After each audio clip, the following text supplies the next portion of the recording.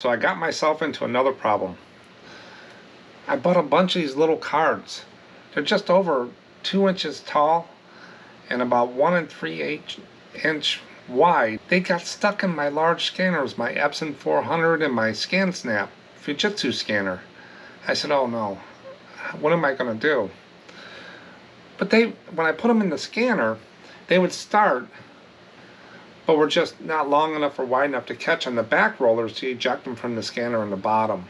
The paper guides were not able to be moved to the width of the card, so they would wiggle, so I would get wiggly scans. Cards would just stop or turn inside the scanner, messing up the scan image or jam, and I'd have to open it up and get it out. It just wasn't long enough to get caught. I have 800 of these, over 800 of these things that I got, and I needed a solution.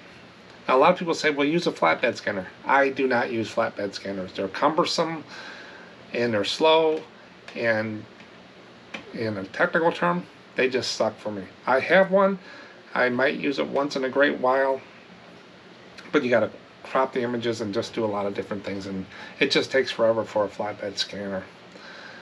So I went out on a hunt, and I wanted to find something. During this video, you also want to stick around, because I did a test. I got 4 different scanners, or 4 different ways to do photos, not counting my flatbed scanner. I took this postcard here. It's some minors with the yellow, the red, and water, and some details. And I ran it through the Epson, the Fujitsu. I took a picture with a camera, and then I put it through my solution. And what is that solution? The Epson Workforce ES-60W scanner. This scanner has been a lifesaver for me for those little cards. And we'll get into the prices and the options of these. But you're saying, well, what are you talking about? I'm talking about this little guy right here. It's portable. That's all it is, right there. And I can put those little cards in there, and I can put big cards. So let's get into it. They say it's the fastest, smallest and lightest wireless mobile single sheet fed document scanner in its class. Let me say that again. The fastest, smallest, and lightest wireless mobile single sheet fed document scanner in its class by Epson. They've been out there for a while. It can scan a single page in as fast as 4 seconds. This is not duplex. It only does one side at a time. And if you set it at the lowest DPI, dots per inch, it will go pretty fast. Wireless scans to a PC, Mac, iOS, or an Android device. Automatically detects if it's connectivity. It switches between USB and battery-powered wireless without any user intervention. The LCD displays wireless and battery status. Versatile paper handling. Scans documents up to 8.5 by 72 inches long, as well as ID cards and receipts. Automatic feeding mode. There's a mode on there that you can do where you can combine multiple page scans into one file. Automatically sets each new sheet as it's inserted. So if you're doing a bunch of stuff, a document, and you want them all in one PDF, you can do that. With the battery, since this is battery, and when I take it off the USB, I can do about 50 or 60 of those little cigarette cards before the battery starts wearing down to where I have to recharge it. And that's front and back of those 50, 60 cards. So that's 120 scans. They're priced, and we'll get into price a little bit more, but they're priced between $150 and $160 right now, is what this 60W version. The ES-580W is the bigger scanners for the postcards and stuff that replace the 400 series. Those run about $480, and they don't do the little cards. They get jammed up in there. I got it for the small scanner, the small cards. I got it for the small cards I have. That's the reason I picked up this little scanner. Now, what comes in the box? What comes in the box is the scanner, and it's about a little under 11 inches long. And it's really made, you can put them in your backpack and stuff like that. It comes with a USB cable. It has some maintenance sheet to clean the head and stuff. And it has a quick start guide. The software is just straightforward, like with all Epsons. It doesn't do that much and stuff. You just load it, you can figure it out with no problem. But that's the only thing that came in the box, is those items there. I had it set up in minutes once I got it done. So now let me show you the test. And you're saying, well, what kind of quality does this little scanner have compared to the bigger $500 ones, $400 ones? So I did the test. I wanted to see for myself as well. I scanned it through the Epson 400. Then I scanned it through the Fujitsu ScanSnap. Then I scanned it through the new Epson little scanner I bought for the small cards. And then I took a picture with the camera. Which one do you think would be better? The camera? That's what I was thinking. So here's a little test for you. These are all pictures that I didn't put them in the order I just told you, but each one has a number on it, 1, 2, 3, or 4. Take a look at these pictures. Key in on the colors, the sharpness around things, the trees in the back, the water in the front, the red shirt, the yellow shirt, the donkey or mule, whatever they call it. But take a look at that, and you're going to have choices. Which one is the Epson 400? Which one is the camera? Which one's the ScanSnap? And which one is this new little scanner? So you got, put a number to each one of these real quick. And I'll give you a second. If you want to pause your YouTube, you can. But again, look at the color, the fading, the overall quality of the image. And with every monitor, it'll be off a little bit, but you get the gist of it. All the devices were set at the same resolution as possible. So they're all set at the same. Number 1 was the camera. Number 2 was the big Epson 400. Number 3 was the new mini scanner. And number 4 was the ScanSnap, the most expensive scanner I have. So again, number 1 was the camera, 2 was the Epson, 3 was the new little Epson scanner for the small cards, and number 4 was my pricey Fujitsu ScanSnap.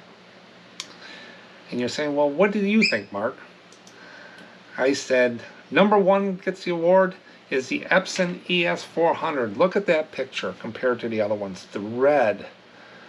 Look at the guy with the red shirt's forehead compared to the other ones. The trees in the background. Even the donkey smiling, or the mule. And the water in front where the number 2 is. That is just the sharpest picture to me. What I see with my old eyes is that's the best one to me. The second one is the Epson, new Epson. The little scanner did a better job than the most expensive one I got, or the camera. I think it really looks better. I think that's there.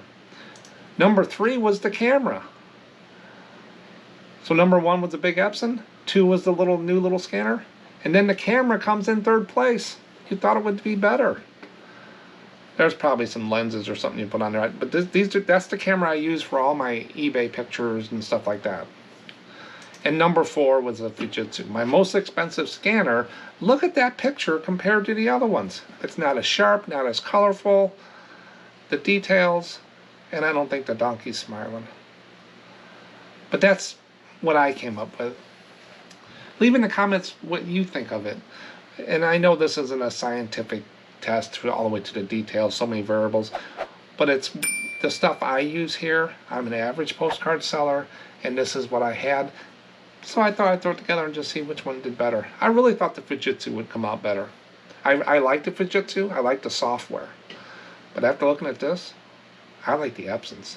So here are some specs and stuff. This little scanner here, also, it's used by salespeople a lot, you know, out in the field when they're doing documents or different things like that. They make a little case for this thing. I actually saw a little case. It's about $14, $15 or $15 to $20 on Amazon. I probably won't need the case because I'm not going to be carrying it around. But this device there's a bunch of devices, scanners in this Epson Workforce series for document scanners. The first one here is the one that I picked. It's the ES-60W. And the reason I picked it over the ES-50, which is right next to it, the smaller one, we'll go through it. I starred some things on here just to highlight, so when I speak about it, I can point them out. So basically, the 60W is wireless and USB, where the 50 doesn't have the W, it's just USB 2.0. Both of these are 2.0, and for what we do, we're not streaming video and transferring large files. It works fine at 2.0. They're single sheet fed, and the 60 and the 50 do not do duplex. They just do one side at a time. They got some Twain dividers for integration. You can do searchable PDFs with it and stuff. There's some probably optical recognition that I don't use. Both of them do the same number of peak duty scans, but here where it gets a little different. Windows and Mac support. Both of them support the Windows and Mac operating systems. The 60 supports Android and iOS, which is your mobile devices for Apple and Google. The 50 does not. The power on the 60W is USB and battery, where the 50 has to be plugged into the USB all the time. My little iPhone 8. Yeah, I have an iPhone 8. I haven't upgraded to anything. I don't want to carry a laptop in my back pocket. But it scans to the phone. And I'm just looking at this. It looks like you got to crop it or do some special stuff with the software. But I'm sure you can manipulate it. You guys that can do the phones a lot better than I can. So it will do iOS on the iPad and the phone, and it will go to my laptop, which is a Mac laptop. But I also scanned it to my regular Windows PC, and it works fine as well. Now the 50 doesn't do that. Now does it work on an Android? I can't test that. But what I found with the edges on the small cards, I had to adjust the offset in the software. And the software is very straightforward. I won't even preview that here. I just changed it to -1 or +1 to try to get and scan something to see what it is. Played with it for a few minutes. I couldn't even tell you what I did, but it came out okay. But back to the specs here. So you got your 60W, which is the wireless USB and battery, and it will do Android and iOS. The 50 is not wireless. It's just USB. It doesn't do mobile, Google, Android, and iOS. And it has to be plugged in. There's no battery. Then the other workforce things here, they got one here that ES200. It uses USB 3. It can do 20.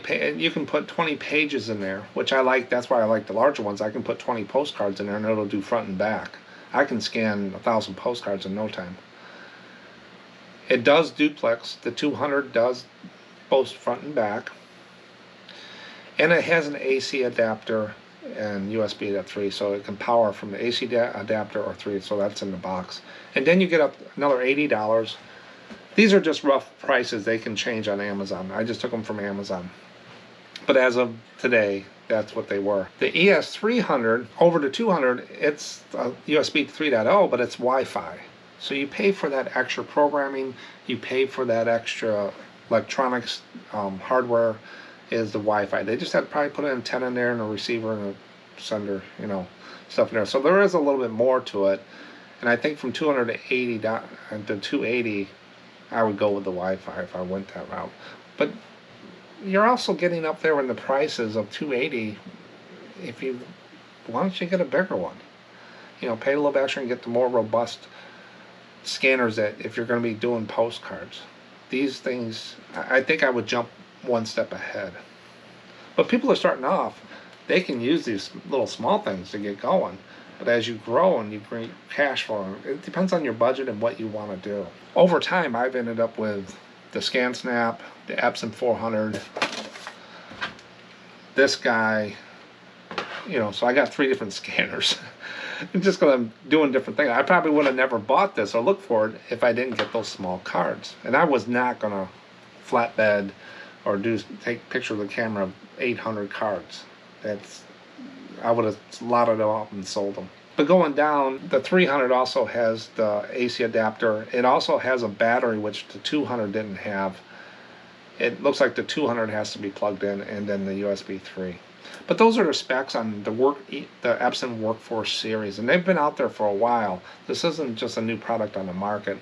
And with that, so to recap, if someone's looking for kind of a cheaper scanner, do one-offs and stuff like that, stuff that doesn't fit in your normal scanner, that's your guy. And Epson did not pay me to do this video. Didn't get this free. I paid for all these devices I bought myself. There's no residual funds coming to me for any of this. And this is just information I'm sharing with you. I'm happy with this for what I wanted to do. Try, at your own risk if you want to try it or whatever on there. See if it'll do whatever for you. But again, this is a small scanner. Less than 11 inches, a little close to it. It's not duplex. You have to flip the card over and scan on both sides. It's designed for portability. You can get a case for it for about $15–20. It works well for small batches. Unless powered, then you can keep going. The USB cord it comes with is very short. You want to make sure it's close to your PC if it's plugged in. It works for what I bought it for. Check the specs that I showed you on which model you want, and double check Amazon. Make sure if you want wireless, you got the wireless one. If you want battery, you got that one. So make sure you check all that. Will I still use my bigger scanners for scanning? Yes, this one's just for one-offs, the small cards and stuff like that. But I also did a video where I compared how does a scanner really help you in a postcard selling in quantity? Camera versus scanner. I actually said how many cards can I do with a camera, I think in 10 minutes, and how many I can scan in 10 minutes. You don't have to watch 10 minutes, I sped it up, the video up, so it's like 2 minutes each or 3 minutes. But I did camera versus scanner, then I broke it all down. Quality, time, money, the whole works in that video there. If you're on the fence of getting a scanner instead of using a camera or your phone, watch that video. It might change your mind. Thanks for watching. Good luck out there, and I'll catch you on the next one.